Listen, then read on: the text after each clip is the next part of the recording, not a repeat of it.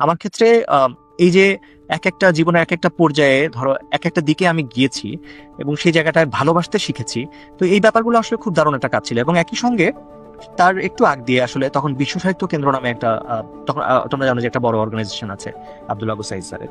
তো সে বিশ্ব সাহিত্য কেন্দ্রের একটা আহ, অংশ, সেটা কুষ্টিয়াতেও ছিল আর কি, একটা শাখা। হুম হুম। তো সেই শাখায় আমরা যেতাম বই পড়া কর্মসূচির অংশ হিসেবে, প্রতি শুক্রবারে ওখানে যেতাম।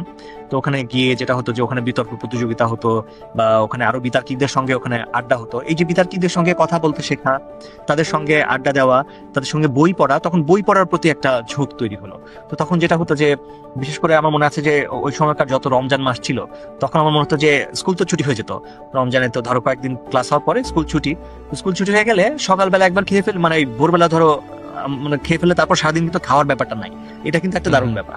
আমার মা থাকতো ধরো, তখন কাজে যেতেন, তো আমি সারাদিন আমি তার মানে আমার তেমন কোনো কাজ নাই, মানে আমি তখন যা কিছু করতে পারি। তখন আমি যেটা করতাম যে আমি লাইব্রেরিতে যেতাম এবং ভোর থেকে ধরো ইফতারের ঠিক আগ দিয়ে ফিরতাম বাসায়।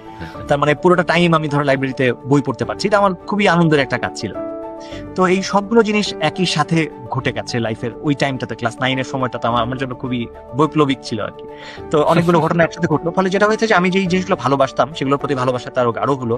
যেটা সম্পর্কে আমি জানতাম না যে আমি ভালোবাসতে পারি, গণিতের যে ব্যাপারটা, সেই জিনিসটার প্রতি ভালোবাসাটা গাঢ় হলো। তো অনেকগুলো দিক তখন একটু একটু করে নিজের মধ্যে ভালো লাগাটা তৈরি হলো।